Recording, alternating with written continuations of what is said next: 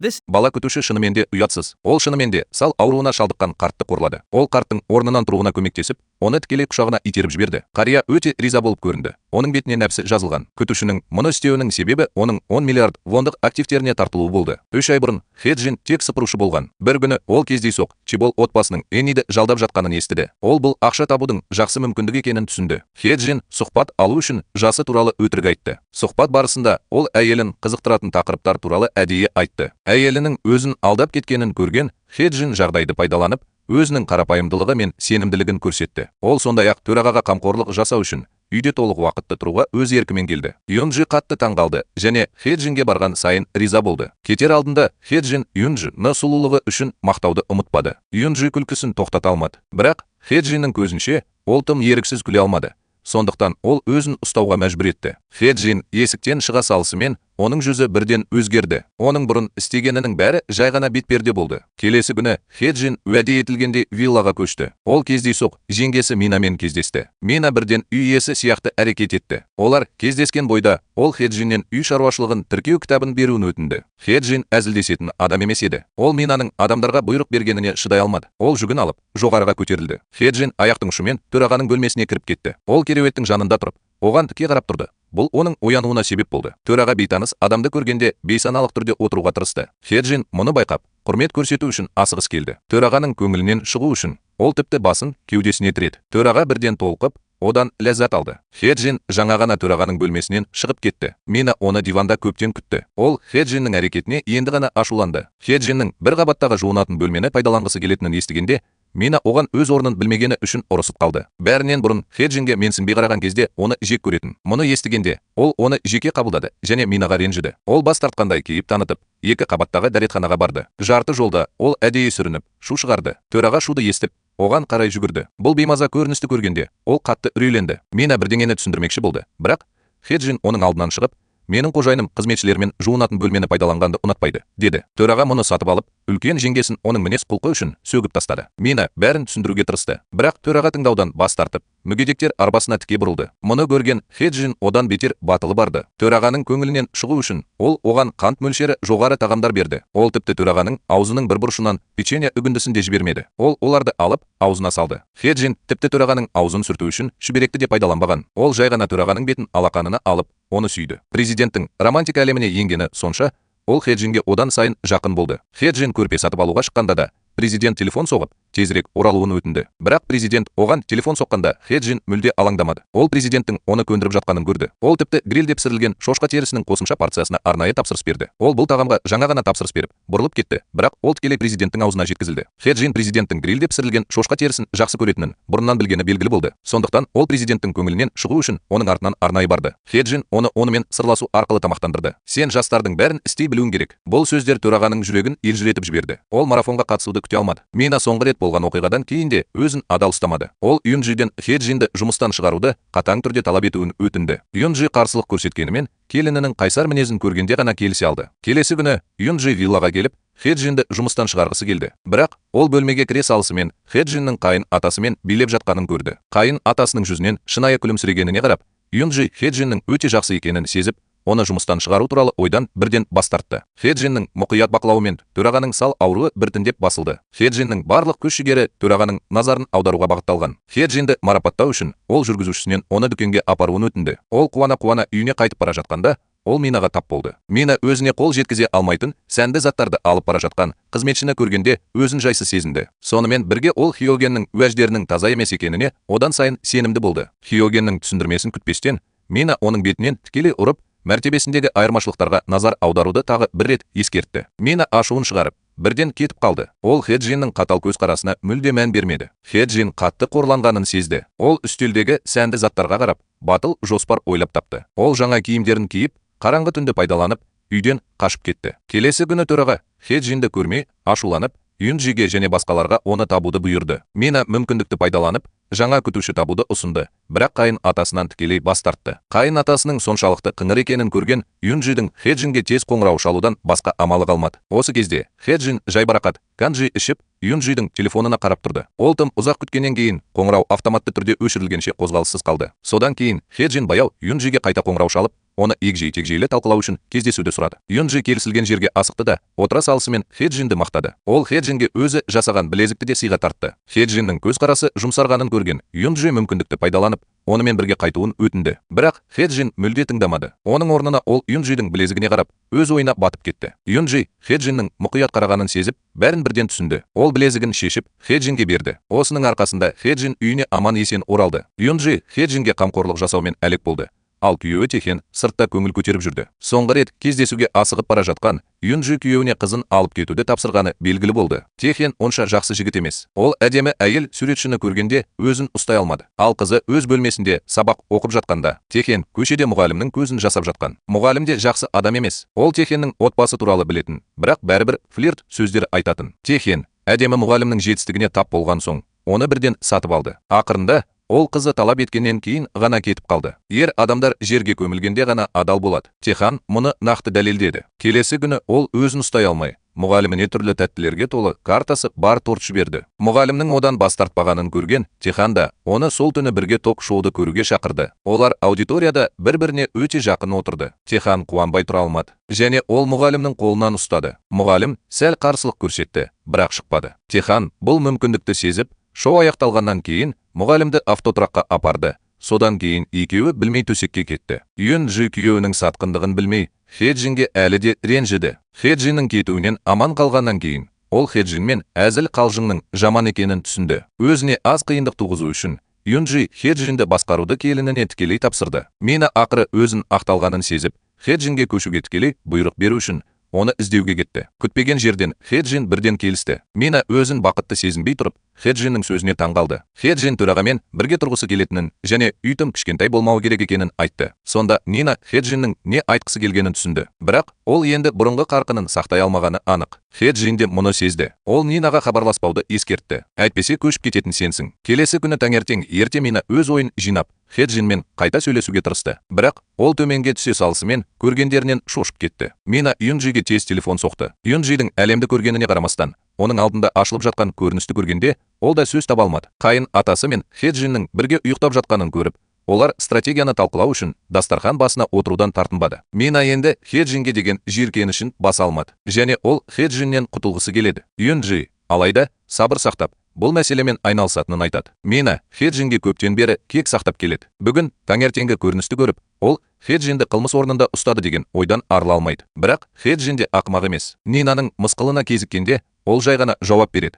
Қызметшінің үнемі арандатуына ешкім шыдай алмайды. Мина оның бетінен ұрды. Хэджин шапалақпен ұрғаннан кейін қатты ашуланды. Оның қатал көзқарасы Минаның үнін өшірді. Бұл текетіресте Мина Хэджиннен тағы да жеңіліп қалды. Хэджин жатын бөлмеге қайта кіріп, айнадағы көрінісіне қарады. Ол өзін аяйды. Осы кезде Юнджи оны төменге шақырды. Юнджи одан таңертең не болғанын түсіндіріп беруін өтінді. Айлакер Хэджин оның жауабын ойлап тапты. Оның аянышты актерлік шеберлігін ескере отырып, Юнджи Хэджинге тағы бір мүмкіндік беруді ұйғарды. Бірақ Юнджи онша ақымақ емес. Оның Хэджинге деген күдігі әлі де көп. Хэджиннің өткенін білу үшін Юнджи адвокат Чеховға хабарласып, оған Хэджиннің сәйкестендіру нөмірін айтты. Ол Чеховға Хэджиннің өткенін тергеуге көмектесуді тапсырды. Хэджин Джанжидің одан күдіктенгенін және әлі де төрағамен сырласып жүргенін білмеді. Кеше түнде Хэджинмен уақыт өткізгеннен кейін төрағаның оған деген сүйіспеншілігі одан сайын арта түсті. Ол Хэджиннің көз алдында болса да, оған есту аппаратын салғанын қалады. Ол тіпті олар сыртқа шыққанда Хэджиннің қасында болғанын қалады. Қайтар жолда төрағаның көңіл күйі көтеріңкі болды. Хэджиннің қарыз жинаушылардың қудалауына ұшырағанын естігенде,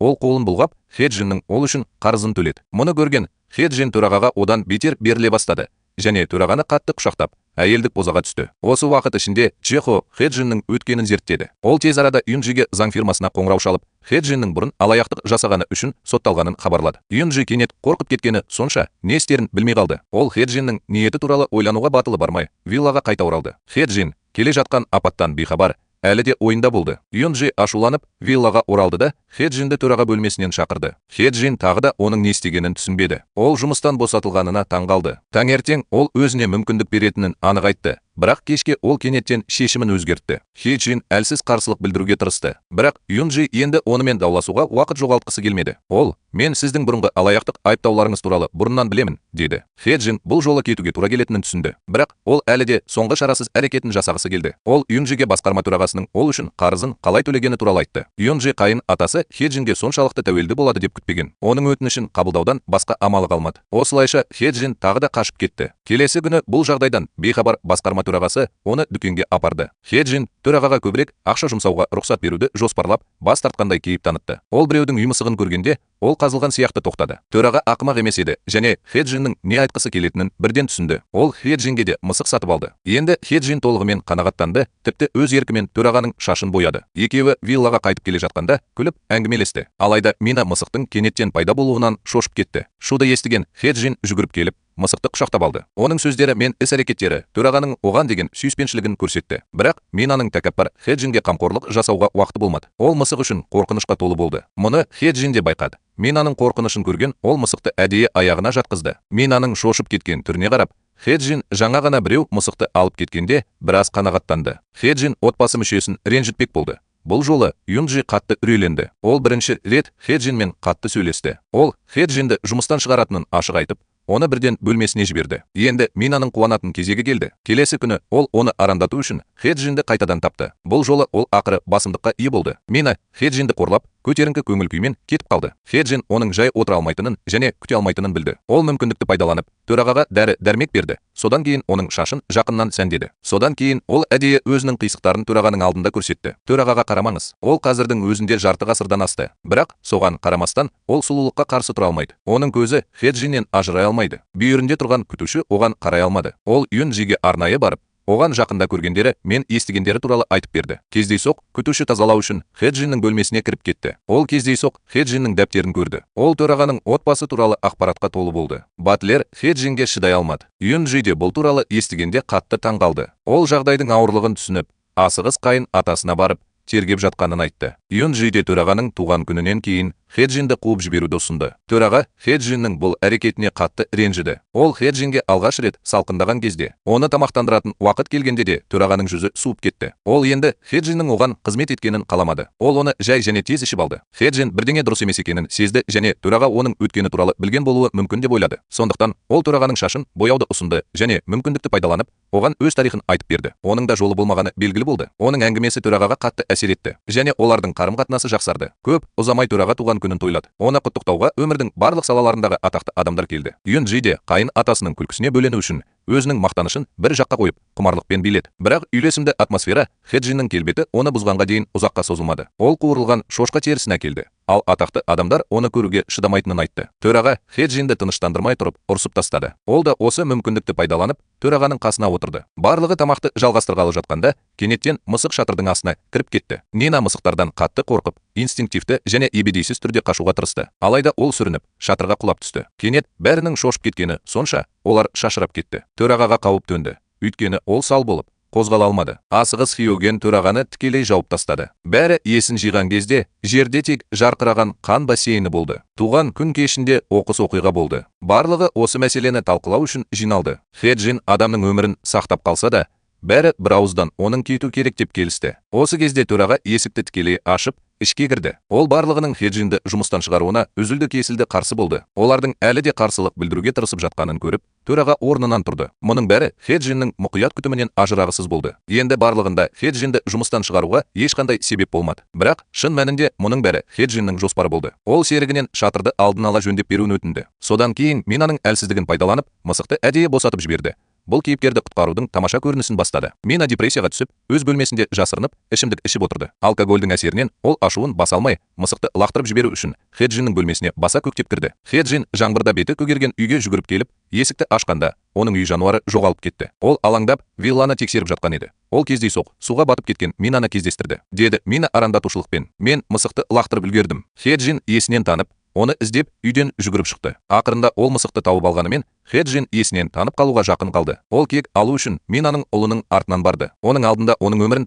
талап етіп жатқан ашулы елесті көргенде, Сехунның шошып кеткені сонша, ол көзіне жас алды. Ол түн ортасында Юнджидің есігін қақты. Юнджи таңдана суланған Сехунға қарады. Бүкіл оқиғаны біліп болған соң, ол ашуланып үйіне жүгіріп барып, Хеджинмен бетпе-бет кездесті. Бірақ Хеджин қазірдің өзінде паранойяны бастады. Ол жүгіріп келіп, шахтаға соқты. Жағдайдың ауырлығын көрген Юнджи бұл жолы қатты ашуланды. Ол бірден Хеджинді үйінен қуып жібергісі келді. Бірақ бұл кезде Хеджин енді ешкімге мән бермеді. Ол бұл үйден бір қадамда шықпайтынын айтты. Юнджи оның менмендігіне таң қалды. Екеуі қарым-қатынас орнатудың алдында тұрған кезде оқиға орнына төраға келді. Хеджин енді Юнджимен дауласқысы келмеді және оны іздеу үшін төрағаға асықты. Ол мүмкіндікті пайдаланып, төрағаны итеріп жіберді. Хеджиннің қарапайым адам емес екенін түсінген Юнджи ақыры Хеджиннен құтылуды ұйғарды. Келесі күні ол Хеджинге қайта барып, қалың конвертті суырып алды. Бірақ қазір бәрі басқаша болды. Хеджин төрағаның өмірді құтқаратын мейірімділігіне сүйеніп, Юнджидің бұйрығын мүлде елемеді. Ол тіпті Юнджиге қысым көрсету үшін төрағаны орнынан алып тастады. Юнджи жүйкесін жоғалтуға дайын болды. Бірақ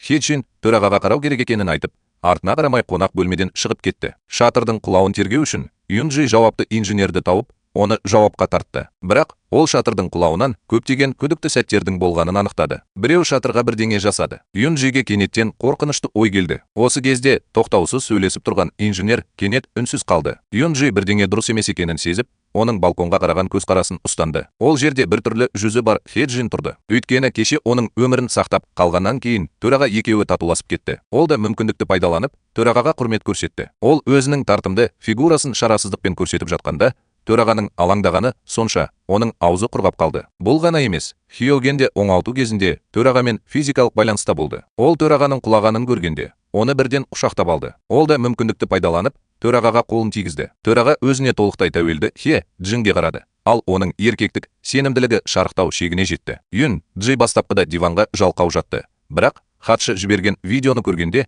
ол кенеттен отырды. Бірнеше адам туған күніне арнап видео түсіріп алған болып шықты. Хатшы Юнджи тексеру кезінде шатырды бүлдіріп алған қара киімді адамды кездейсоқ тауып алды. Хатшы бірдеңе дұрыс емес екенін сезген кезде Юнджи туралы тез хабардар етті. Оның басынан өткен қорқынышты ой расталды. Юнджи барлығын асығыс жинап алып, бұл туралы оларға айтқысы келді. Бірақ ол ештеңе айта алмай жатып, кенет төраға кіріп, олардың сөзін бөлді. Төраға Хеджинге үйленгісі келетінін айтты. Бұл жиналғандардың барлығын таңқалдырды. Бұл таңқаларлық емес. Егер бұл күтпеген жағдай болмаса, оның идеясын бәрі қабылдамады. Төрағаның бұл әрекетке бел буғанын көрген Юнджидің видеоны көпшілікке жария етуден басқа амалы қалмады. Видеоны көргеннен кейін барлығы шошып кетті. Юнджи мүмкіндікті пайдаланып, қайын атасының қайта тұрмысқа шығуынан бас тартқалы жатыр еді. Бірақ оның сөзін Хеджин бөлді. Кінәсін жасыру үшін ол бастаманы өз қолына алып, полицияға хабарласуды ұсынды. Ол тіпті бұған Мина себеп болды деп күдіктенген. Мина қызметшінің жала жабуына қалай шыдай алды. Бірнеше адамның арасында қатты жанжал шықты. Бірақ Юнджи сабырлы болды. Ол жай ғана Хеджинге қатысты күдігін білдірді. Және ол әлі де олардың некеге тұруына қарсы болды. Бірақ осы уақытқа дейін төраға Хеджинге ғашық болды. Оның Хеджинді қорғауы қатысқан балалардың жүрегін қатты жаралады. Осы кезде бұл жарасымды отбасы да ыдырай бастады. Келесі күні төраға балаларының қарсылығына әлі де ашуланды. Төрағаның жүрегін одан әрі жаулап алу үшін Хеджин маңызды шешім қабылдады. Ол төраға екеуінің балалы болатынын айтты. Хеджиннің сөзін естігенде тіпті төраға да таң қалды. Бұл бір жылдық махаббат өте нәзік. Бір жағынан Техен мен мұғалімнің де жағдайы қызып тұр. Ол күнде таңертең велосипедпен жүргенде кейіп танытады. Бірақ іс жүзінде мұғалімнің үйіне дейін таксиге отырады. Аюджи күйеуінің ештеңеден бейхабар екеніне сенімді. Ол мұғалімімен достасып қана қоймай, оған үй көйлегінде сыйға тартты. Мұғалім де 200 адам. Ол таңертең Техунға өте жақын. Түстен кейін ол Юнджидің сыйлығын таза ар-ұжданмен қабылдайды. Оның үстіне ол тіпті осы көйлекті киіп Техунмен кездесуге барады. Есікті жаңа ғана ашқан қарамағындағылар оларды көргенде екеуі кеңседе сүйісіп жатыр. Бір сәт екеуі де біраз абдырап қалды. Қарамағындағылар асығыс есікті жауып артқа шегінді. Ол көрмеуі керек нәрсені көргенін түсінді. Екеуі кездесуді жалғастыру үшін үйлеріне қайтты. Осыншама ұзақ уақыт бірге болғаннан кейін мұғалімнің еріксіз аздап қызығып кеткені сөзсіз. Ол күнде таңертең Техті алдаудан шаршады. Оның көңіл күйінің керемет екенін көріп, мүмкіндікті пайдаланып, Техеннен үйде қалуын өтінді. Күтпеген жерден Техен одан бас тартты. Мұғалім ашуланып, Техен ымыраға келеді деп үміттенді. Бірақ оның орнына ол Техеннің кетуі болды. Екеуі қатты ұрысып, жаман қарым-қатынаста ажырасып кетті. Техен, әрине, таңертең велосипедпен жүрмеді. Бірақ ол әйелінің ештеңені байқағанын қаламады. Ол шынымен де сол күні тұрып, велосипедпен біраз жүрді. Күтуші қатты естен тұншығып қала жаздаған кезде кір жуып жатқан. Бұрынғы кезде киген киімдеріміз мүлде жаңа болып кеткен сияқты. Бірақ бүгінде оның иесі ядролық қаруға ұқсайды. Күтуші бірдеңе дұрыс емес екенін сезіп, бұл туралы Юнджиге асығыс айтты. Ол сондай ақ Техеннің оны алдап жатқанына назар аударуын өтінді. Күйеуін тексеру үшін Юнджи ешкімге ештеңе айтпай ақ тікелей Техеннің компаниясына барды. Қарамағындағылар Юнджині көргенде шошып кетті. Кездейсоқ мұғалім кеңседе болды. Олар соңғы рет төбелескеннен бері мұғалім есінен танып қалды. Техеннен кешірім сұрау үшін ол бұл жолы тіпті Техеннің кабинетіне арнайы барды. Бағыныштысы есікті итеріп жібергенде екеуі де бір-бірінің сілекейінің дәмін татып көрді. Техун бұл хабар шығады деп қорықты. Сондықтан ол Юнджиді тез тартып алып мейрамханаға барды. Күтпеген жерден Юнджи өте тура сөйлеп, дастархан басында тікелей сұрады. Техен әйелін алдағанын қалай мойындай алады? Ол сылтау айтып, миын тырнап жатты. Күтпеген жерден Юнджи күйеуінің ойдан шығарған өтірігіне шынымен сенді. Екінші жағынан, шатырдың құлауына байланысты оқиғалардың күтпеген бұрылысы болды. Сол күні түстен кейін тәтем жүгіріп келе жатып, басын көтеріп қараса, Чжун Хоның жан-жағына қарап тұрғанын көрді. Ол оны бейнежазбада қара киімді адам ретінде таныды. Чжун Хо өте байқағыш еді және оның қайда екені анықталғанын түсінді. Сондықтан ол бірден қашып кетті. Менің тәтем де өз сөзін жасыра алмайтын адам. Ол жаңалық ашқан бойда бірден бәріне айта бастады. Көп ұзамай Хеджин бұл туралы біліп, ешқандай қауіп-қатердің жоқтығына көз жеткізу үшін асығыс Ен Хоға қоңырау шалды. Ол сондай ақ Ен Хоға егер іс шешілсе, ол бәріне Минаны кінәлау керектігін айтты. Көп ұзамай Юнджи де бұл жаңалықты естіп, тәтесімен бірге бақылау камераларынан түсірілген бейнежазбаларды көрді. Юнджи бақылау камераларындағы бейнежазбаларды қарап шықты. Ал ер адам оған өте таныс болып көрінді. Бірақ сол сәтте ол оны бұрын қай жерде көргенін есіне түсіре алмады. Үйге келгенде ол әлі де сол адамның кім екенін білуге құмар болды. Кенет ол кісінің гимнастика бойынша нұсқаушы екенін есіне алды. Юнджи тез жаттығу залына жүгіріп барып, Чжун Ходы тікелей кафеге апарды. Бірақ Чжун Хоға Хеджин пара беріп үлгерген. Юнджи сұрағанына қарамастан, ол ақыры Минаның атын атады. Юнджи бұл хабарды естігенде шошып кетті де, кенеттен шексіз абдырап қалды. Осы кезде Техен ешқашан телефон соқпаған хатшы бастапқыда айтылғандай балаларды мектептен алып кетуге кетті. Күтпеген жерден ол көліктен түсе салысымен Техендегі мұғалімнің интимдік позада тұрғанын көрді. Хатшы мұны көргенде қатты ашуланды, бірақ ол Юнджидің осы уақыт ішінде қатты шаршағанын білді. Бала күтушісінің көндіруіне көніп, хатшының бұл істі жасырудан басқа амалы қалмады. Бірақ ол шынымен де Юнджиді қараңғыда ұстау идеясына шыдай алмады. Хатшы Юнджиге жалғыз өзі барды. Ол әлі де оған бәрін айтуды жоспарлады. Бірақ Юнджи бірнеше сөз айтқан бойда оны тоқтатты. Оның айналасындағы түрлі белгілер күйеуінің оны алдап жатқанын меңзеген. Юнджи еріксіз бірдеңе дұрыс емес деп күдіктенді. Шындықты білу үшін ол келесі күні таңертең күйеуінің соңынан жасырын түрде ерді. Юнджи шынымен де күйеуінің велосипедпен жүруі алдаудың қақпағы ғана екенін білді. Оның алдында күйеуінің опасыздығы туралы ашы шындық ашылды. Юнджи есінен танып қалды. Ол әкесінің бөлмесіне барып, өзін ұстай алмайынша оның сүйікті музыкасын тыңдады. Ол еденге отырып жылай бастады. Ол тынышталғаннан кейін қайтадан хатшысына барды. Юнджи одан алдыңғы түнде аяқтамаған нәрселерін айтуын өтінді. Хатшы Юнджи қазірдің өзінде шындықты білетінін көрді және одан басқа ештеңе жасыруға батылы бармады. Ол оған көргені мен естігенінің бәрін айтып берді. Юнджи ақыры күйеуінің мұғалімімен қарым-қатынаста болғанын растады. Күйеуінің опасыздығы Юнджидің жүрегін жаралады. Күйеуінен кек алу үшін Юнджи оның шиналарын жасырын тесіп алған. Техан ерекше ештеңе байқамады. Осы кезде оның ойында ғашығының сымбатты келбеті болды. Аяғының сынуына байланысты Теханның енді күнде үйден шығуға себебі болмады. Ол мұғаліммен кездесуін тоқтатуға мәжбүр болды. Юнджи күйеуінің ақсап жатқанын көріп, ашуын басады. Ол келесі күні түстен кейін бірге түскі ас ішуді ұсынды. Жағдайдың ауырлығын әлі түсінбеген Техун тез келісті. Юнджи күйеуіне қамқорлық жасағаннан кейін ол мұғаліміне қоңырау шалып, баланың сурет салуын тоқтатуды сұрады. Ол ертең мұғаліммен кездесіп, оны егжей-тегжейлі талқылауды өтінді. Мұғалім олардың романтикасының ашылғанын білмей, оны да оңай қабылдады. Келесі күні Техан қонақ үйге ерте келді. Ол бөлек бөлменің есігін ашып, мұғалімінің толық костюм кигенін көреді. Олар бір-бірін көргенде шошып кетті. Сосын Юнджи есікті ашып, ішке кірді. Ол алдындағы дүрбелеңге түскен ерлер мен әйелдерге қарады. Ол менсінбей күлімсіреп, олардың романтикасы туралы сұрау үшін қасына отырды. Техан қарсылық білдіруге тырысты, бірақ мұғалім мұны қорықпай мойындады. Екі әйел бір-біріне көз тастап, бір-бірін танымай қалды. Техан осы тозақтың ортасында суық терде болды. Мұғалім әлі күнге дейін олардың бір-біріне деген сүйіспеншілігі туралы айтады. Юнджи шыдамы таусылып, күйеуінен өз таңдауын жасауды өтінді. Бір жағынан оның сүйкімді ғашығы бар, екінші жағынан оның сүйкімді әйелі бар. Техан Юнджиді еш ойланбастан көрсетеді. Қазір мұғалім бақытсыз. Ол Юнджимен дауласуға тырысты, бірақ Юнджи оның сөзін бөлді. Юнджи оған күйеуімен тағы бір рет кездесуге батылы барса, мен сыпайы болмайтынымды ескертті. Осыдан кейін оның мейірімді болғаны сонша,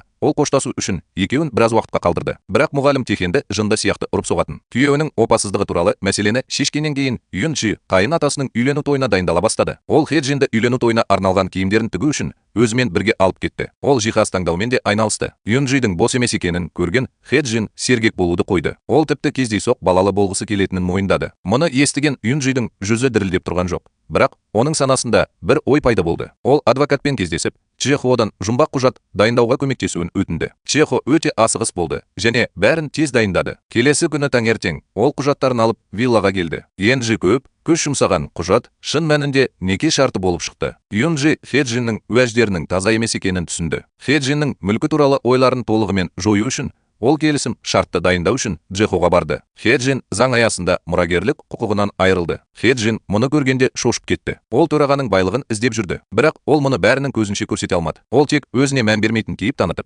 келісім шартқа отыра алатын. Юнджи және басқалары бұған сене алмады, бірақ төраға бұған өте риза болды. Енді келісім шартқа қол қойылғаннан кейін олардың үйленуіне ешкім кедергі бола алмайды. Тіпті жер аударылған үлкен ағасы да олардың керемет үйлену тойының куәсі болу үшін қайта шақырылды. Хиоген ақыры әлеуметтік баспалдақтың басына шықты. Бала күтушісінен плутократтың бай әйеліне дейін көтерілді. Хиоген әлі табысқа жете қойған жоқ және оны бірден көрсете бастады. Ол өзінің сүйікті әпкесі Джинді ертіп қана қоймай, сонымен бірге Юнджиден үйді басқаруды тартып алуға тырысты. Неке шартына қарамастан, Юнджи Хэджинге әлі де сенбейді. Ол әлі де бақылауды өз қолында ұстады. Ақыры біткенде Юнджи әйеліне барды. Ол оған Чон Хоның қондырғысы туралы айтып берді. Бұл туралы естігенде ол қатты қобалжып, Юнджины полицияға сүйреп апарды. Бұл оның жеңгесі емес екенін түсінген Юнджи жеңілдеп қалды. Ол оған полиция шақыруға рұқсат бермеді. Әйелдің алтыншы сезіміне ие бола отырып, ол мұның бәрінің артында Хэджин тұрғанына сенімді болды. Юнджи де мұны жоққа шығармайды. Бірақ ешқандай дәлел болмаса, олар мұны біраз уақытқа кейінге қалдыруға мәжбүр болды. Неке шарты Юнджиге көп көмектесті. Адвокатқа көрсеткен көмегі үшін алғыс айту үшін Юнджи Чехоға аукционға қойған өлеңдер кітабын сыйға тартты. Чехо кітапты алған кезде біртүрлі көрінді. Юнджи мұны байқамай, кетуге орнынан тұрды. Бірақ Чехо оны тоқтатты. Чехоның бір өлеңі Юнджидің жүрегін елжіретті. Ол үйіне барып,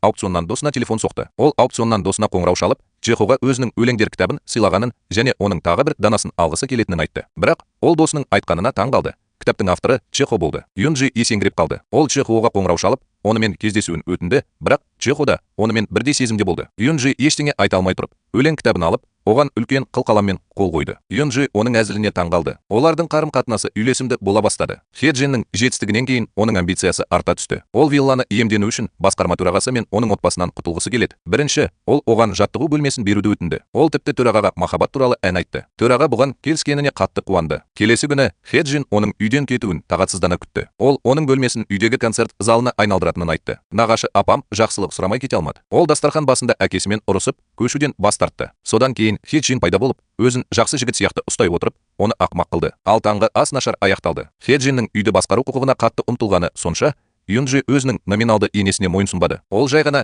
Хэджинге отбасылық рәсімдерді тапсырды. Бірақ Юнджидің бір шарты бар. Ол Хэджиннің Сехуннан кешірім сұрағанын қалайды. Сехунның жаңбырлы түндегі оқиғаға сезімталдығы оған сөзсіз көлеңке түсірді. Хэджин оның сол кезде тым агрессивті әрекет еткенін білді және оны тез қабылдады. Юнджи жеңілдеп қалды. Хэджин үй шаруашылығының кейбір міндеттерін өз мойнына алғанына қарамастан, ол әлі де қанағаттанбады. Төрағаның көңіл күйі көтеріңкі болған кезде Хэджин оған үй шаруасымен айналысуды ұсынды, бірақ төраға мұны істегісі келмеді. Юнджидің егжей-тегжейге үнемі назар аударуы оны қатты қуантты. Ол Хэджиннің өтінішін бірінші рет қабылдамады. Мұны естігенде Хэджиннің жүзі бірден өзгерді. Ол төрағаға жалт қарады да күлді. Түнде үлкен ағасы үйге мас күйінде келді. Ол әкесіне оның өмірінен ләззат алғаны үшін ашуланды. Ол бұрын әкесімен қатты ұрысып қалған. Көп ұзамай Хэджин келіп, оған қатты ашуланған төрағаны алып кетті. Сосын оның жүзі өзгеріп, үндеме деп қорқытты. Үлкен ағасы тіпті төрағаға да мән бермейді және Хэджиннің қоқан-лоққыларына одан бетер мойынсұнбай жауап береді. Әйелі оны тоқтатуға келгенде, ол Хэджинге шабуыл жасамақ болған. Хэджин үйге қайтып келіп, төрағаның балаларға қатысты шағымдарын тыңдады. Ол мүмкіндікті пайдаланып,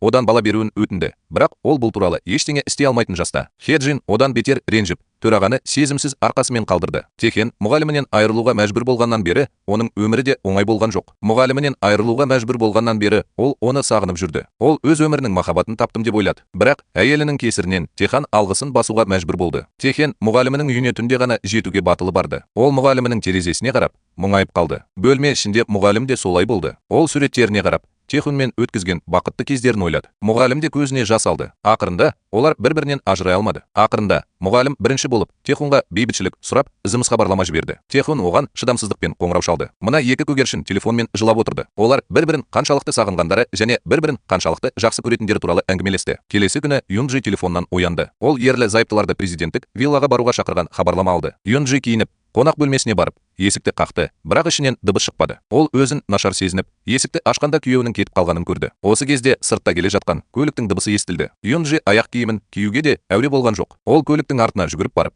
күйеуін құтқармақ болды. Бірақ ол жерге құлап түсті. Бірақ оған тек Техеннің артқы шамдары ғана қалды. Вилланы тазарту үшін Хеджин төраға үйде болмаған кезде барлық адамдарды жинады.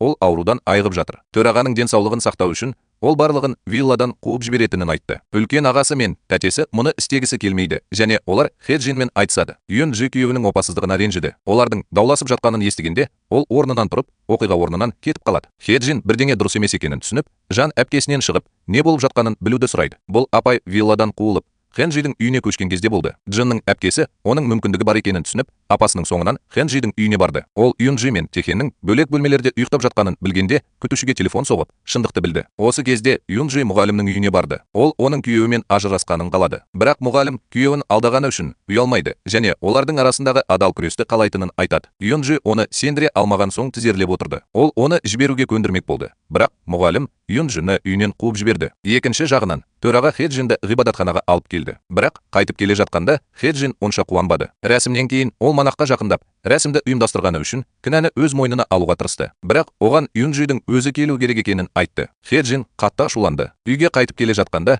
ол Хеджиннің сондай қыңыр екенін көріп, төрағаға тағы да ашуланды. Төраға үнсіз ғана күрсінді. Хеджин үйге келгенде, Джинның әпкесі оған Техеннің опасыздығы туралы айтуды күте алмады. Хеджин әрқашан Юнджиге ғашық болған. Ол Юнджиге жақындап, мәселені өз бетімен шешуді ұсынды. Юнджиге қатты әсер етті. Хеджиннің шешім қабылдағанын көріп, оны мұғалімнің үйіне алып келді. Хеджин де қатал жігіт. Ол мұғалімнің үйіне баса көктеп кіріп, оны жерге құлатты. Сосын оның шашынан ұстап, ұрып жіберді. Мұғалім қарсылық көрсетуге тырысты, бірақ Хеджинді жеңе алмады. Хеджин оған су құйып қана қоймай, оны қорқытты. Осыдан кейін Хеджин мұғалімнің суретін таптап кетті. Қырғи қабақ соғыстың ұзақ күндеріне байланысты төраға ақыры шыдай алмады. Ол Хеджинмен бұл күйде қалғысы келмеді. Ол ақыры Хеджинге үйді басқару құқығын берді. Хеджиннің қуанғаны сонша, ол бұрылып, қартты құшақтап алды. Олар ғашық болайын деп жатқанда, сырттағы шу олардың назарын аударды. Хеджин жағдайды тексеру үшін сыртқа жүгірді. Ол дәлізде ағасы мен әпкесі Жанның бір-біріне қарсы тұрғанын көрді. Джинның әпкесі қарсылық білдірмек болды. Ал Хеджин оның бетінен ұрды. Жағдайды көрген Джинның әпкесі тізерлеп отырды. Үлкен ағасы ақыры қолына алып, Хеджинге жаман сөздер айта бастады. Хеджин оған тікелей соққы берді. Ол ашуланып, мылтықты Хеджиннің басына қойды. Бірақ Хеджин оған өзін өзі атуға рұқсат беруден қорықпады. Оның Хеджинге ашуланғаны сонша, ол триггерді тартуға дайын болды. Соңғы сәтте Мина оны тоқтатуға асықты. Көрініс ретсіз болды. Төбелес кезінде мылтық атып,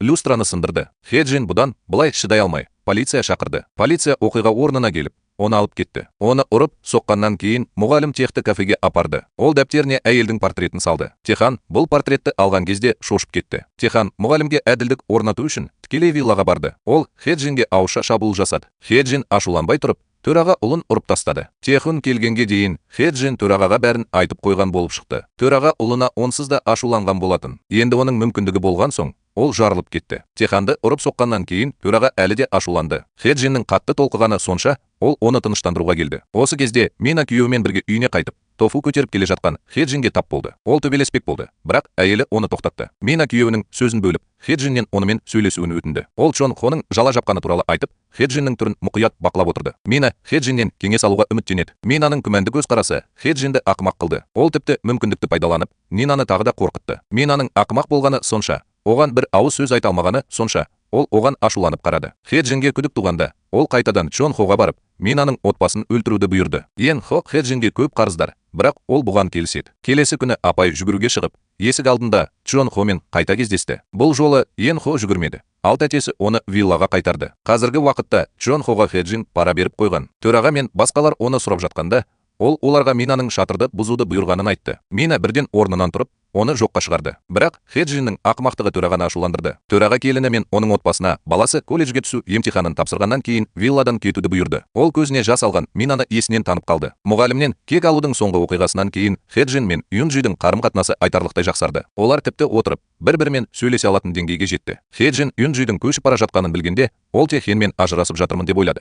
Сондықтан ол Юнджиді ішуге шақырып, оның болашақ жоспарлары туралы сұрады. 3 сусын ішкеннен кейін Юнджидің репрессияланған сезімдері жарылып кетті. Ол оған неге ажырасқысы келмейтінін айтты. Ол да ашулы адам болып шықты. Ол 9 жасында әкесінен айырылды. Юнджи баласының дәл осындай азапты бастан өткергенін қаламады. Сондықтан ол күйеуінің опасыздығымен келісуге мәжбүр болды. Хеджин Юнсидің мұндай жағдайға тап болғанын білмеді. Оның сезімдері көп араласқан. Техенді таңертең ғана әкесі ұрып соққан. Түстен кейін ол әйелінің жаңа үйін сүйіктісіне сыйға тартты. Юнджи үйді тексеруге барғанда, ол құпия сөздің өзгертілгенін білді. Оның жаман ойы болды. Сондықтан ол күйеуінен жауап алу үшін кеңсеге асықты. Күйеуінің үйді қожайынына бергенін мойындағанын естігенде, Юнджи бұдан былай шыдай алмады. Ол мына сұмырайды ұрды. Ол ашуын шығарып, кеңседен шыққаннан кейін Юнджи жүрегінде қайғы сезінді. Ол Чжэ Хуодан оған көмектесуін өтінді. Юнджи бозарған жүзімен лифт түймесін басқан. Ол Чжэ Хуомен соқтығысамын деп ойлаған жоқ. Юнджи басқа адамның мазасыз көздеріне қарады. Юнджи өзін соңғы сабанды ұстағандай сезінді. Соңғы бірнеше күнде оның бойында пайда болған реніштер жарылып, ол өзін Чжэ Хуоның құшағына лақтырып жіберді де, барлық көздеріне жас алды. Күннің соңында Юнджи есінен танып қалды. Чжэ Хо оны жедел түрде ауруханаға жеткізді. Юнджи есін жиған кезде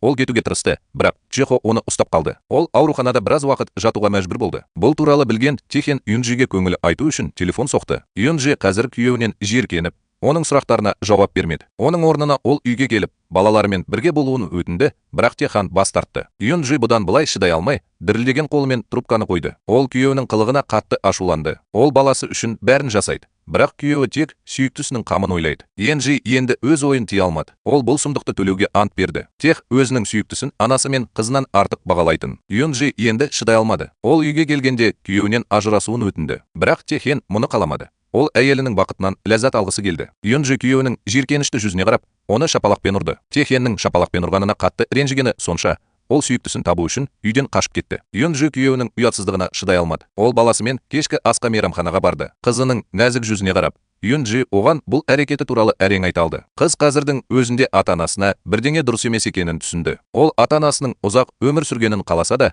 анасының бақытты болғанын қалады. Ол сөйлеп тұрғанда көзінен жас ағып кетті. Юнджи қызына қиналып қарап, сезімін баса алмады. Анасы мен қызы бір-біріне екі көз жасын төкті. Юнджи ажырасуға бел буды, бірақ Техеннің қатты қарсылығына байланысты ол Чжэ Хуодан көмек сұрауға мәжбүр болды. Чжэ Хо, әрине, оның жолына түскен барлық істерді өз мойнына алды. Ол бірден Юнджимен ажырасу мәселесін талқылады. Олар бұл мәселені талқылап жатқанда, Техан мен оның сүйіктісі қол қусырып отырған жоқ. Мұғалім Юнджидің ажырасып жатқанын білгенде қатты таңғалды. Егер олар ажырасатын болса, Юнджи пәтерін қайтарып алады екен. Мұғалім бұған жол бере алмады. Пәтерді сақтап қалу үшін оған ақымақ ой келді. Ол Техунға пәтерді өз атына ауыстыруға кеңес берді. Ғимараттың менеджері Техун шынымен де айтқанын орындады. Осы кезде Хэджин тағы да Минаға жақындады. Ол жеңісті позаны қабылдап, келінінің вилладан көшіп кетуін қалайтынын баса айтты. Бұл оның қайын атасының өз сөзі ғой. Мина бұл туралы басқа ештеңе айта алмайды. Оның орнына ол Йен Хоның байланыс ақпаратын сұрады. Хэджин Минаның не істеп жатқанын білгісі келді. Сондықтан ол оған Йен Хоның телефон нөмірін берді. Көп ұзамай Мина Йен Хоға қоңырау шалды. Ол трубканы қоя сала, күйеуі ішке кірді. Күйеуі кенет есін жиып,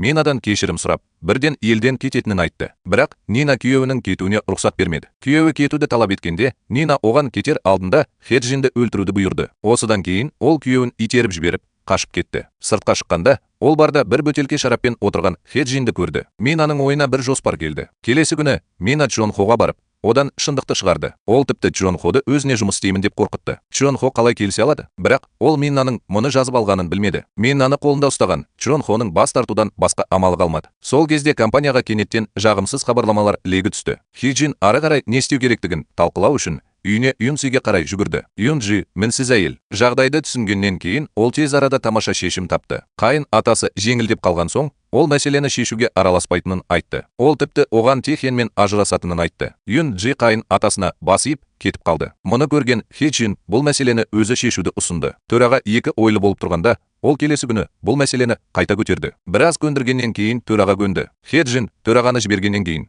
ол кеңес алу үшін Юнджиге барды. Юнджи ештеңені жасырмады және оған басынан кешкендерінің бәрін айтып берді. Хэджин өз ісіне берілген Юнджиге қарады. Оның жүзінен ұялудың сирек көрінісі пайда болды. Бірақ Юнджидің бұған өзіндік себептері болды. Ол бұл атасының серіктестігі екенін айтты. Юнджидің көмегімен Хэджин вице-президент ретінде баспасөз маслихатын өткізді. Компанияға кері әсерін жою үшін ол дәретхана қағазымен жағдайды сақтап қалды. Журналистер бұл көрініске таңғалды. Басқарма төрағасы мен оның ұлы да Хэджинге тәнті болды. Хэджин зауыттың жұмысшылардың үстеме жұмыс істеп жатқанына шағымданып жатқанын түсінді. Жұмысшылар үшін ол тіпті жұмыс киімінде ауыстырды. Ол бұл мәселені өте жақсы шешті. Хэджин компанияда өз атын шығара алды. Сол кезде Юнджи өзінің мүлкін түгендеп жатқан еді. Ол пәтердің сүйіктісінің атына аударылғанына таңғалды. Юнджи бұдан былай шыдай алмады және бұл туралы Чжэ Хуоға айтты. Ол мұны дәлел ретінде қолдануға болатынын білгенде жеңілдеп қалды. Үйін қайтарып алу үшін оның ойына бір жоспар келеді. Юнджи жай ғана құлыпты ашып, заттарды пәтерге көшірді. Оның сүйіктісі бұл туралы білмей, көрші үйге жаңа жалға алушы кіріп жатыр деп ойлады. Ол үйге келгенде, оның пәтерінде жаңа жалға алушының тұратынын түсінді. Оның полиция шақырудан басқа амалы қалмады. Полиция жылжымайтын мүлік лицензиясында көрсетілген атқа қарап, Юнджиге көшуді бұйырды. Содан кейін Чехо оқиға орнына келіп, өзінің заңгер мәртебесін пайдаланып, полицияны бірнеше сөзбен ғана сендірді. Юнджи ақыры көшіп кетті. Ал сүйіктісінің қарсылығына қарамастан, Юнджидің анасы қайын ағасының опасыздығы туралы білді. Ол Техеннің кеңсесіне баса көктеп кіріп, оны ұрып тастады. Енесінің ашуын басу үшін Техен тізерлеп құлады. Тізесі әлсіз болғанымен, аузы әлі де берік еді. Ол Юнджимен ажыраспайтынына сенімді болды. Юнджидің анасы оның дөрекі сөздерінен есінен танып қала жаздады. Ол Теханның бетінен ұрды. Содан кейін Юнджидің анасы тікелей пәтерге қарай бет алды. Ол сүйіктісінің анасы мен қызының арасындағы текетіреске тап болды. Юнджи анасын көргенде шошып кетті. Ол анасынан құтылуға тырысты. Бірақ оның анасы Юнджиге одан бұрын жеткен. Бірақ Юнджи үйден шыға салысымен анасының ойы өзгерді. Ол сүйіктісіне қатты шапалақпен ұрды. Содан кейін ол анасын ұстап алып, ұрып тастады. Үшеуі төбелесіп жатқанда хатшы мен күтуші келіп, төбелеске қосылды. 5 әйел бір-бірімен төбелесіп жатқан. Юнджи үйге келгенде шашы шашыраңқы 5 әйелді көрді. Техен үйге жүгіріп келе жатып, не істерін білмей қалған көріністі көрді. Әрине, ең көп зардап шеккен адам анасы мен оның сүйіктісі. Олар қызметтік бөлмеде тұруға мәжбүр болды. Юнджи ақыры онымен айналысты. Ол күйеуіне барып, ажырасу процесі туралы айтып берді. Техен қабырғаға сүйеніп, не істерін білмей қалды. Содан кейін оның сүйіктісінен ызымыз келді. Техан оны жұбату үшін оны іздеп көрді. Бірақ есіктен кірген бойда оны сүйіктісі ұрып тастады. Техан бұл жолы нағыз дилеммаға тап болды. Хеджин жағымсыз жаңалықтармен сәтті күресіп, өзін компанияда танытты. Бастығы оны жерге құлатқан кезде, ол өзінің кеңсесіне тәнті болды. Олар шарасыз күйде болған кезде оқиға орнына күзетшілер келді. Хеджин жаттығу кезінде еденге құлап түсті. Төраға ұлының сүйген әйелін ренжіткеніне ашуланды. Ол ұлына соншалықты орынсыз ұл болды деп айқайлады. Ол ашуын келініне шығарды. Минаның ашуланғаны сонша тістерін қайрады. Күйеуін полиция бөлімшесінен құтқару үшін Мина Хеджинге барып, Енхоның қатысуымен таспа шығарды. Сырттай қарағанда, Хеджин ондай ештеңе істемеген. Мина кеткеннен кейін, ол ақыры ашулануды қойып, Джунг Хоға сенімсіздік танытқаны үшін айқайлады. Ол сауығып кеткеннен кейін, Хеджин бірден компанияға ауысуға шешім қабылдады. Бірақ ол ең бірінші Юнджиге хабарласты. Юнджи де Хеджинге бірдеңе айтқысы келеді. Олар кафеде кездесуге келісті. Юнджи соңғы рет жағымсыз баспасөзбен қалай күрескені Хеджиннің сеніміне ие болғаны белгілі болды. Бұл жолы дәл солай. Хеджин оған зәйтүн бұтағын ұсыну үшін осында келді. Бірақ мені таң қалдырғаны, Юнджи Хеджиннің ұсынысынан бас тартты. Юнджи біз бірге жұмыс істей алмайтынымызды айтты. Хеджин мұны істеуге міндетті емес деп санайды. Ол жай ғана Юнджи туралы жоғары пікірге ие бола алмайды. Осы кезде Нина полиция бөлімшесіне келді. Ол Хеджиннің әлі де бітімгершілік келісімге келмейтінін білді. Ол Хеджинге қайта барып, оны тағы да жазбамен қорқытуға мәжбүр болды. Бірақ бұл жолы Хеджин енді қорықпады және Минамен соңына дейін күрескісі келді. Минаның жалғыз трубасы жоғалып кетті. Ол жек көрушіліктен тістерін қайрады. Хеджин көлік жүргізіп келе жатқанда, кенет бір фигура пайда болып,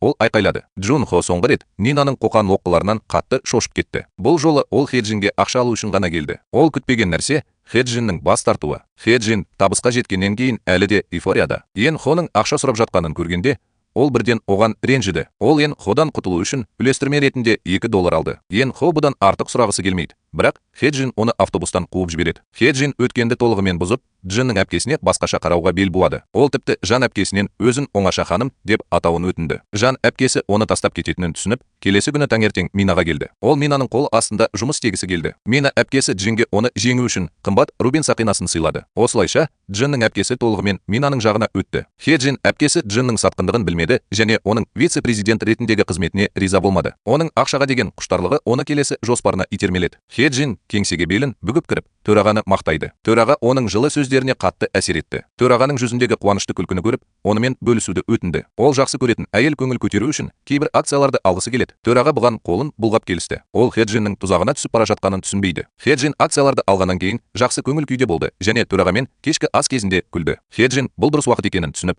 компанияны сату идеясын қолданып көрді. Ол төрағаның бетінде бірдеңе дұрыс емес екенін түсінгенде, ол жарылып кетті. Бірақ Хеджиннің ұсынысы бәрібір төрағаның бас тартуына себеп болды. Бұл оның компанияны сатқысы келмеген емес, бұл оны сөзсіз жаман жағынан көрсететіні сөзсіз. Хеджин компанияны заңды түрде сату үшін ақшаны қалай алуға болатыны туралы алаңдады. Басқарма төрағасының сөздері оның қалаған нәрсесі болды. Ол компанияны өз атынан сата алатынын айтты. Басқарма төрағасының күдігінен қорыққан Хеджин еріндерін үрлеу шеберлігін көрсетті. Хеджиннің қолдауымен төраға оған тез дайындала бастады. Ол компанияның заңгеріне телефон соғып, барлық акцияларды Хеджиннің атына аударуды жоспарлады. Хеджин бұл туралы көп ұзамай білді. Ол өзінің көптен бергі арманының орындалғанына қатты қуанды. Көп ұзамай төраға оны кабинетіне шақырды. Төраға Хеджиннің жоспарын білмей, оған барлық акцияларды сеніп тапсырды. Хеджин компаниядағы үлесін алғаннан кейін бірден салтанатты түрде күлді.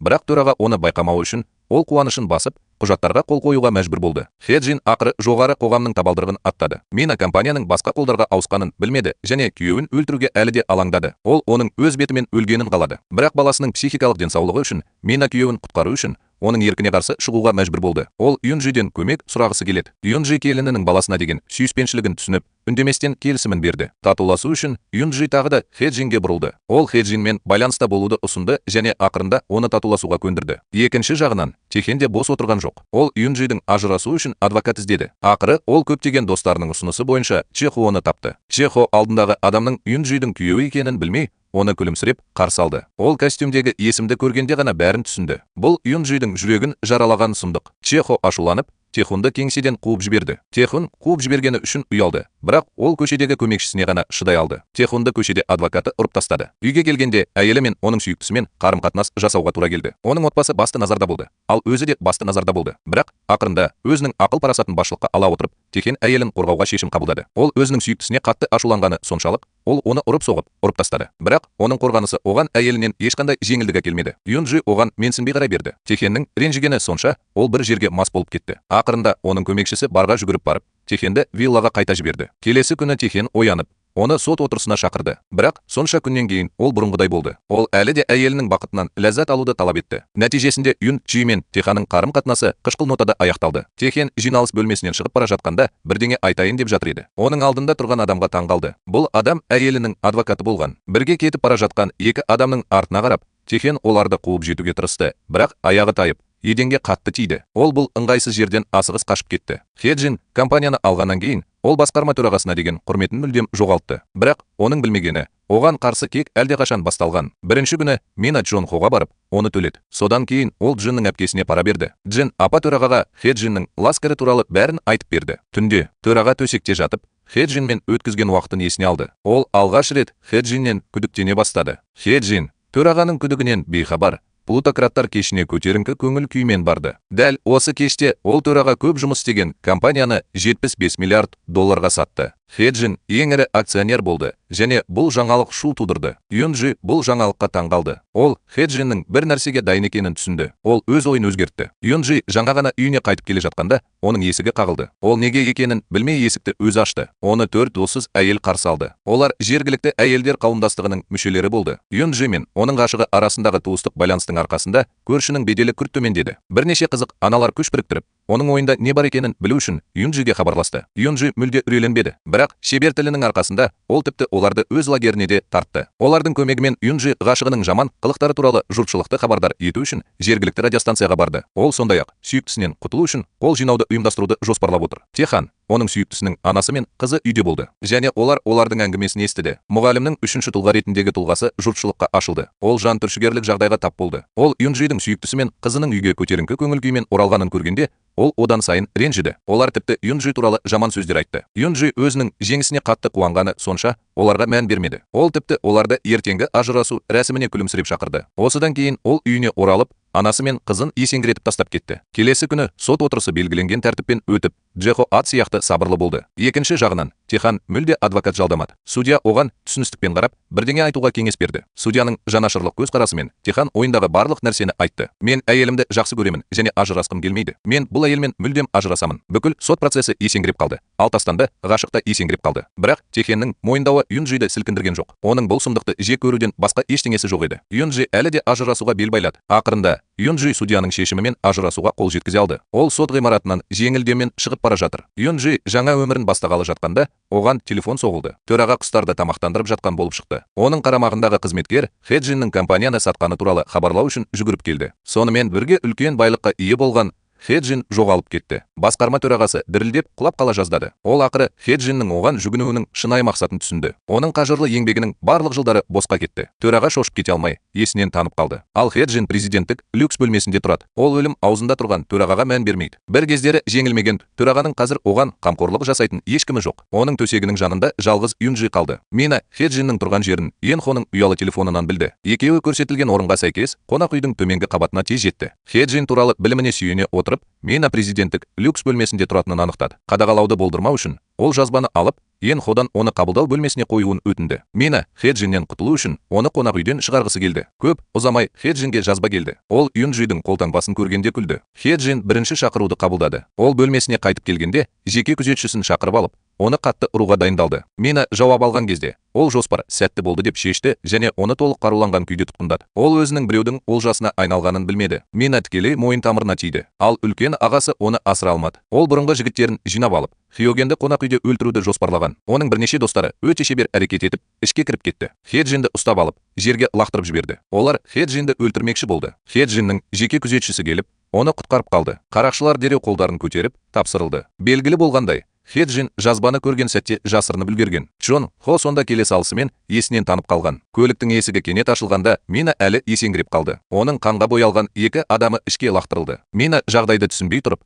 оның қасында кенеттен Хеджин пайда болып, оны өлімге дейін қорқытты. Хеджин оны қатты ашуланғаны үшін мазақ етті. Осыдан кейін ол оққағарынан оларды үйіне апаруын өтінді. Ерлі зайыптылар жеңіліске ұшырап, үйлеріне қайтты. Хеджин өзінің сәнді өмірін жалғастыру үшін бөлмесіне оралды. Бұл арада Юнджидің сүйіктісінен құтылу жоспары да жүзеге асырыла бастады. Оның үйіне соңғы рет барған матрондарға ол пара беріп қойған. Бұл жолы матрондар сүйіктісінің бетінде аямады. Олар тікелей есікке барып, оның көшуін талап етті. Матростар да оған өте адамгершілікпен 15 күн берді. Оның сүйіктісі егер ол көшіп кетсе, оның барар жері жоқ екенін білді. Пәтерді қайтару үшін ол шарасыз әрекетке барды. Тіпті тікелей Юнджидің бөлмесіне қарай беттеді. Ол Теханның мүлікті беру кезінде қол қойған келісімін іздеп, апелляциялық шағым түсіріп, үйді қайтарып алғысы келді. Анасы мен қызы оны қарап шықты. Юнджи кенет қайтып келгенде, олар ұрыдан өле жаздады. Екеуі әлі де ұялмай Юнджині кінәлап жатты. Юнджиның басымен әзілдер жаман. Сондықтан ол екеуімен бірден ұрысып қалды. Ол екеуіне де, егер олар тамақ ішпесе, бұл туралы бәріне айтатынын ескертті. Осы кезде сырттан нөсер жаңбыр жауа бастады. Юнджи төраға қараусыз қалады деп қорықты. Сондықтан ол оны шығарып салу үшін ауруханаға асықты. Бірақ ол есікті ашқанда төсек бос екен. Төраға оянып үлгерген болып шықты. Ол терезеден нөсер жаңбырға қарап,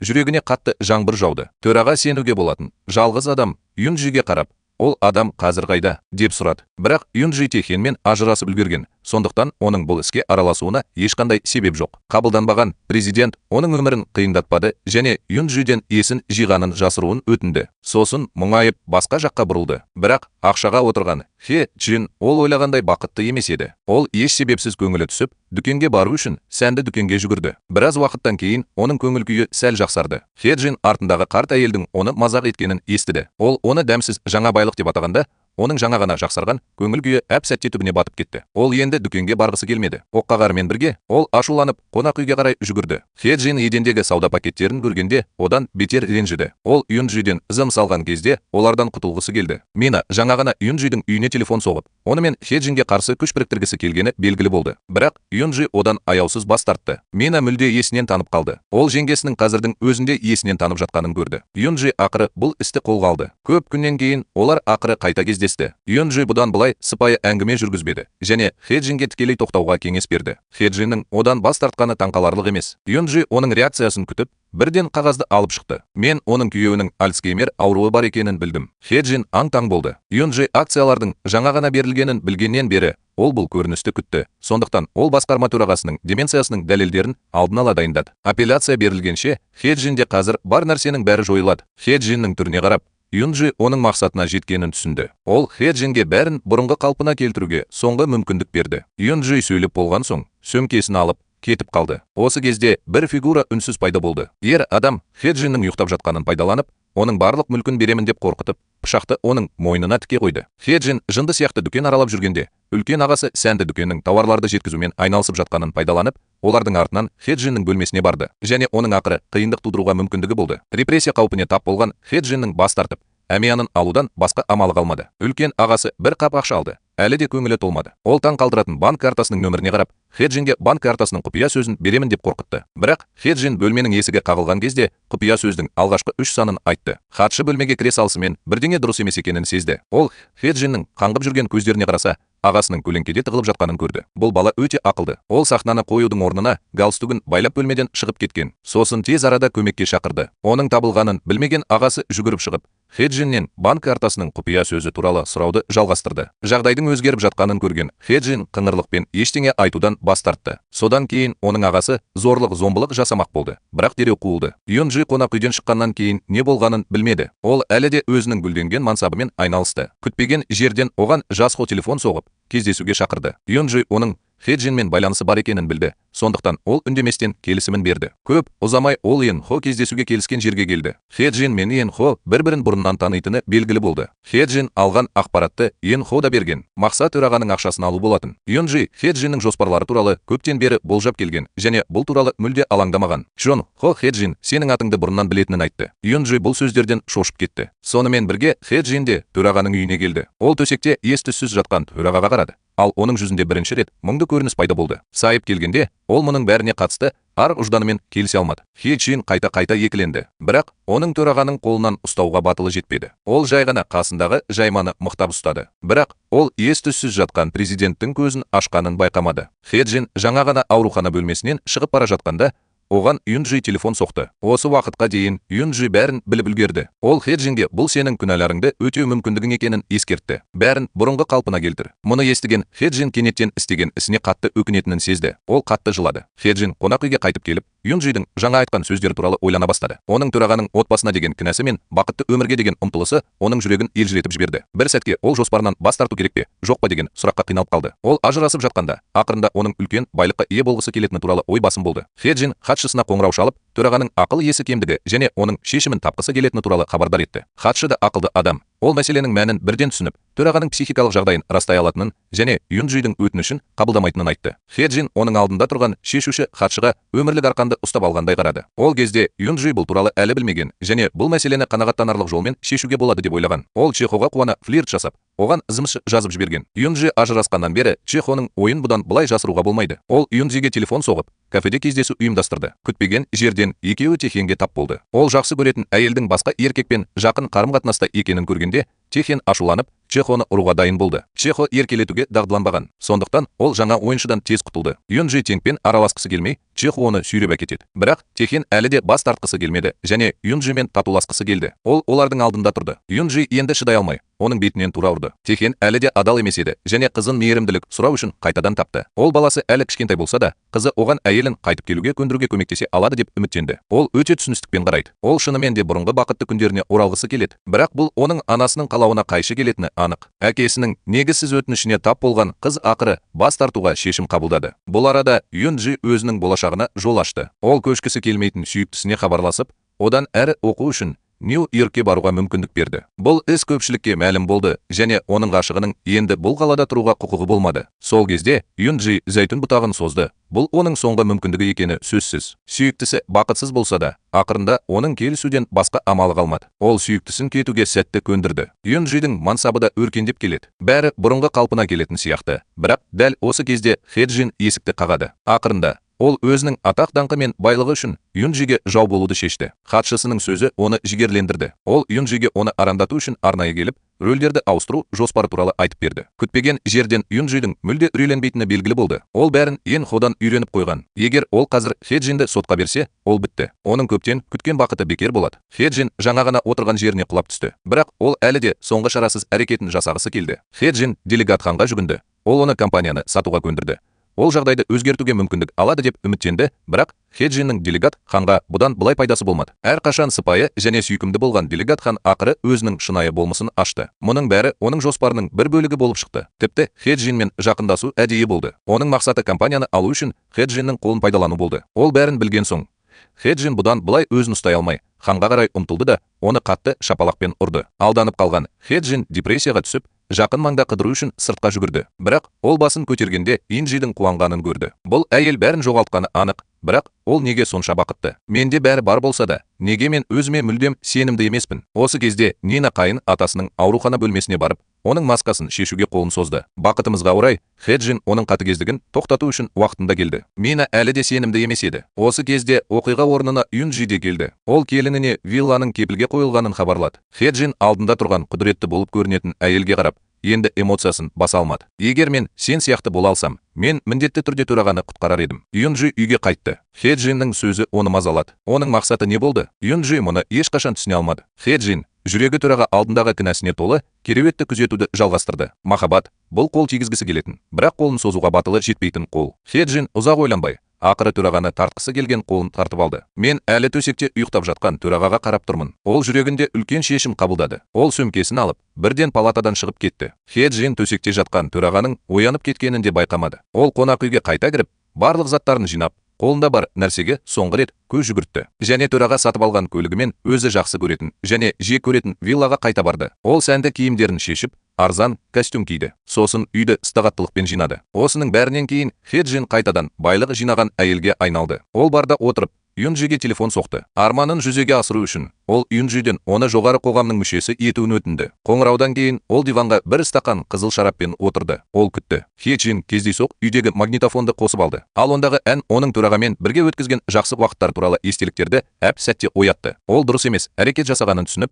магнитофонды қолымен тез өшіріп тастады. Юнджи үйге келе салысымен Хе Джиннің өтінішін қабыл алды. Ол алдымен Хе Джинге өлшеу жүргізуге көмектесті. Содан кейін ол Хе Джинге тездетіп, қайын атасын оятуды айтты. Хе Джин мен Юнджи келісімге келді. Әрине, ол Юнджидің бұйрығын еш күмәнсіз орындады. Ол Юнджиді шығарып салғаннан кейін, ол қонақ бөлмесінің жанынан өтіп бара жатып, кездейсоқ Юнджидің тастап кеткен дәптерін көрді. Ол қызығып, оны ашты. Ішіне түсіп кеткен бір жапырақ қағаз оның назарын аударды. Алайда Хе Джин мазмұнын оқығанда таңғалды. Бұл шын мәнінде Юнджидің өзі өлтіру туралы жазбасы еді. Осы кезде оның сіңлісі мен Техан қатты ұрысып қалды. Мүлкін қайтарып алу үшін оның тәтесі делегат ханның сөзіне құлақ асып, вилла кепілімен 10 миллиард вон несие алды. Және оған осы 10 миллиард вонды Хе Джиннен мүлікті тартып алуға үміттеніп, жұмыс істеуге берді. Егер бәрі жоспарға сай болса, делегат хан оны міндетті түрде өз пайдасына жаратар еді. Ол мүлкін қайтарып қана қоймай, соңғы байлығынан айырылу алдында тұрды. Виллалар ағасына сенуге болмайтынын көріп, ашуы шарықтау шегіне жетті. Келесі күні қызметкер оны шұғыл түрде компанияға апарған кезде Техан мас болды. Оның әпкесін полиция алып кеткен болып шықты. Техан полиция бөлімшесіне асығыс кіріп,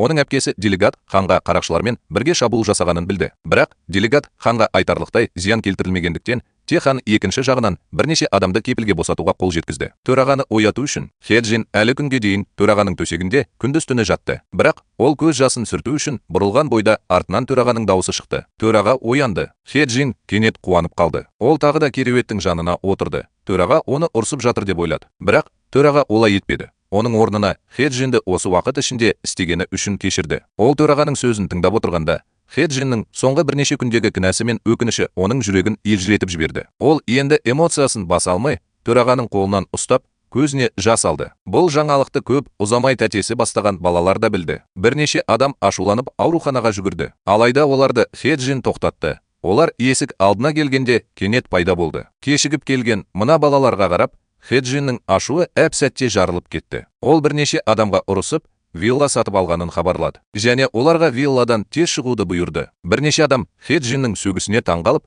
ешқашан қалпына келе алмады. Хе Джиннің мұқият бақылауымен төраға тез есін жиып, үйіне қайтты. Олар жайғасқан бойда есік қағылды. Келген адам Кимчи мейрамханасының қожайыны екен. Хе Джиннің қайтып оралғанын білген соң, ол оның ықыласына ие болу үшін арнайы кимчи ботқасына келді. Хе Джин оған ұсынылған нәрседен бас тарта алмады. Ол бірден кимчи ботқасын алып, төрағаға берді. Күтпеген жерден сол күні кешке Каша Кимчи төрағаны тікелей жедел жәрдем ауруханасына жіберді. Соңғы рет Хе Джин Кимчидің мейрамханасында дүрбелең тудырған кезде тар ойлы бастық оған тікелей кек сақтаған болып шықты. Хе Джинге сабақ беру үшін бастық улы ботқа жіберді. Алайда Аюджи мен оның тәтесі бұл туралы білмей, күдіктерін Хе Джинге тікелей бағыттады. Хе Джин сөз таппай, виллада жалғыз ішіп отырған. Дәл осы сәтте үйге қара киімді адам кіріп келді. Хе Джин жағдайдың нашар екенін көріп, қашып кетпек болды. Бірақ есінен танып, бірден қайтыс болды. Полиция бұл жаңалықты естігеннен кейін көп ұзамай оқиға орнын қоршап алып, вилланы тексерді. Сол кезде полиция қызметкері ерекше бір нәрсе тапты. Ол тез арада жатын бөлмеге кіріп, өзіне өзі қол жұмсау туралы жазбаны тапты. Кешеге оралайық. Хе Джин президенттің улануын Кимчи мейрамханасының бастығы әдейі жасағанын түсінді. Оның атын өшіру үшін ол Кимчи дүкеніне баса көктеп кіріп, бастыққа полицияға тапсыруды бұйырды. Әйтпесе оның дүкені жойылады. Хе Джиннің қаһарлы көздеріне қарап, бастық тез келісті. Бұл мәселені шешкеннен кейін Хе Джин көлігіне қайта оралды. Оның көңіл күйі жақсармады. Ол Юнджиге телефон соғып, кездесуді үйде ұйымдастырды. Көп ұзамай Юнджи уәде еткендей келді. Хэджин оған менен күдіктенесің бе деген сұрақ қойды. Юнджи нақты жауап бермеді. Бірақ оның бет әлпетіне қарап, Хэджин оның жауабын бұрыннан білетін. Хэджин Юнджидің күдігіне ашуланбады. Ол жылдар бойы басынан өткерген азапты сәттерін есіне алып, көзіне жас алды. Бәрін тыңдап болған соң, Юнджи Хэджинге деген күдігін сейілтті. Ол Хэджинді ақырын құшақтап, оған соңғы жылуы мен сенімін сыйлады. Хэджин қайтыс болғаннан кейін басқарма төрағасы Юнджиді үйіне шақырды. Басқарма төрағасы уланған ботқаның бастықтың ісі екенін білмеді және Хэджин оның байлығын тартып алу үшін оны өлтіргісі келеді деп ойлады. Басқарма төрағасы Хэджиннен біраз уақыт көңілі қалды. Бірақ Юнджи кеше Хэджинмен сөйлескеннен кейін күдігін толығымен сейілтті. Төрағаның Хэджинге әлі де күдікпен қарайтынын көрген Юнджи құжатты неке шартын алып шықты. Төраға ақыры бұл келісімді есіне алды. Мүлікті мұрагерлік құқығынан айыратын тармақты қараңыз. Басқарма төрағасы Хэджиннің оған бұлай істей алмайтынын түсінді. Бір сәтке оның жүрегі кінә мен азапқа толы болды. Бірақ тым кеш болды. Екінші жағынан, полиция бөлімшесіндегі полиция қызметкері вилладан табылған өзіне өзі қол жұмсау туралы жазбаны қарап шығып, оның мазмұнына таң қалды. Ол өзін өзі өлтіру туралы жазбаның мағынасын білу үшін Юнджиге қоңырау шалды. Күтпеген жерден Юнджи өзіне өзі қол жұмсау туралы жазбаны алған кезде жазғанын айтты. Юнджи бір кездері психологиялық кеңес беру сессиясына қатысқан. Бұл суицид туралы жазба сол кезде жазылған. Осыдан кейін полиция қызметкері тынышталды. Тіпті оған тағы бір жазба берді. Юнджи жазбадағы сөздерді көргенде оған сенімсіз болып көрінді. Оның Хэджинмен жолдары баяғыда қиылысқан болып шықты. Ол кезде Хэджин әлі де қонақ үйде даяшы болып жұмыс істейтін. Оған президенттік люкс қонақтарына кір жууға тапсырыс берілді және ол талғампаз Юнджиге бірден тәнті болды. Дәл осы кезде Хэджин жүрегінде жасырын түрде жоғары қоғамға кіруге ант берді. Осының бәрін есіне алған Юнджи Хэджинге деген жанашырлығын сезінбей тұра алмады. Ол крематорийге барып, Хэджин өмір бойы армандаған барлық сәнді заттарды өртеп жіберді. Хэджиннің жоғары қоғамға ену туралы көптен бергі тілегін орындау үшін Юнджи де бірнеше әйгілі картиналарды сатып алып, олардың барлығын оған өртеп жіберді. Ол басқа әлемде Хэджин қалағандай өмір сүре алады деп үміттенді. Сол кезде полиция жүргізілген тергеуден кейін шешуші дәлел тапты. Полиция тез арада үлкен ағасын шақырып алып, сол жерде қылмыс жасады. Алайда үлкен ағасы өте қыңыр болып, оны мойындаудан бас тартты. Полиция бөлімшесі оны кішкентай пышақпен ғана ұстай алмады. Олар үлкен ағасын қайтаруға мәжбүр болды. Дәлел табу үшін полиция басқа күдікті Чон Хоға қоңырау шалуға мәжбүр болды. Чон Хоның бірінші сөзі оның ешкімді өлтірмегені болды. Күдіктерін толығымен сейілту үшін полиция қызметкерінің күмәнді сөзіне қарап, ол полицияға Минаның Хэджинді өлтіруге бұйрық бергенін айтты. Бұл туралы полиция білген бойда олар Минаны шақырды. Алайда Мина бұл оқиғаны үзілді-кесілді жоққа шығарып, сол түні күйеуімен демалыста болғанын айтты. Полиция оның сөзіне басынан аяғына дейін сенді. Минаның әлі дауласып жатқанын көрген полиция оқиға болған түні түсірілген бақылау камерасының жазбасын дереу өшіріп тастады. Сол кезде полиция бөлімшесінің сыртында жүрген үлкен ағасы маңызды шешім қабылдады. Ол полицияға келіп, кінәні өз мойнына алды. Таңертең ол әлі де қыңыр еді. Бірақ түстен кейін ол кенеттен полицияға тапсырылды. Полиция таң қалмай тұра алмады. Бірақ күдіктінің өзі кінәсін мойындады. Кездейсоқ оқиға орнынан үлкен ағасының пышағы табылды. Полиция да тергеуді жалғастырмады. Бірақ дереу істі ашып, кезекшіліктен кетті. Сол кезде Мина бұл жаңалықты естіп, оқиға орнына асықты. Күйеуі екеуі бір-біріне алыстан қарап тұрды. Әйелі оны соңғы рет шығарып салуға келген. Үлкен ағасының жүзінен жеңіл күлкі пайда болды. Ол еш ойланбастан полицейлердің соңынан көлікке мініп, Нинаны қай жерде болса да ауырып, жылап жіберді. Ақыры кісі өлтіруші ұсталып, Юнджидің жүрегі тынышталды. Сол күні ол қызын төсекке жатқызуға көндіріп, жұмыс үстелінен күнделік алып шықты. Дәл осы күнделіктің кесірінен қорқынышты шындық пайда болды деп кім ойлаған? Жаңбырлы түнде Сехунаны Хёген вилласынан қуып жібергеннен бері оның психикалық проблемалары ауыр болды. Хэджинге байланысты вилладағы тұрақты үйкеліспен бірге, оның Хэджинге деген өшпенділігі де күннен күнге артып келеді. Кездейсоқ ол анасының әкесіне Хэджинді өлтіргісі келетінін айтқанын естіді. Бұл ой Сехунның ойынан шықпады. Сол жаңбырлы түнде виллаға кіріп, Хэджинді өлтірген адам полицияға тапсырылған үлкен ағасы емес еді. Бұл әлсіз болып көрінетін бала еді. Ақырында оның Хэджинге деген өшпенділігі кісі өлтіру қорқынышын жеңді. Ол түнде виллаға келіп, есіктің сыртындағы кірпішті көтеріп, ішке кіріп кетті. Сехун да кісі өлтіргеннен кейін есін жиып, үрейленіп, оқиға орнынан қашып, кірпіш қалдырды. Сехунның қылмысы үшін кінәні өз мойнына алуының себебі ол ұлының қанішер екенін сезінгендіктен болды. Өйткені полиция вилладан өзіне тиесілі пышақты тауып алған. Ол оны жорық кезінде Сехунға берген. Бұл туралы Нина да білгені анық. Ол түрмеде күйеуіне қонаққа келген және оның алдында күйеуін көрді. Ол бала үшін кінәні өз мойнына алып, Ақыры күйеуіне деген ренішінен арылуға дайын болды. Ақырында Сехун біреуді өлтіргені үшін есінен танып қалғаннан кейін емделу үшін ауруханаға жеткізілді. Техен ақыры Юнджиді қорлауды доғарды және ажырасу процесін аяқтау үшін толық ынтымақтастықта болды. Мұғалімнің басқа біреумен байланысы тағы да ашылды. Оған тек сахна артындағы жұмысқа ауысып, Поттың суретші болу ғана қалды. Юнджидің мансабы күннен күнге жақсарып келеді. Ал Джехо екеуі де жұп болып кетті. Әңгіме осымен аяқталады. Бізге қарап, бізбен бірге болғаныңыз үшін рахмет. Келесі кездескенше.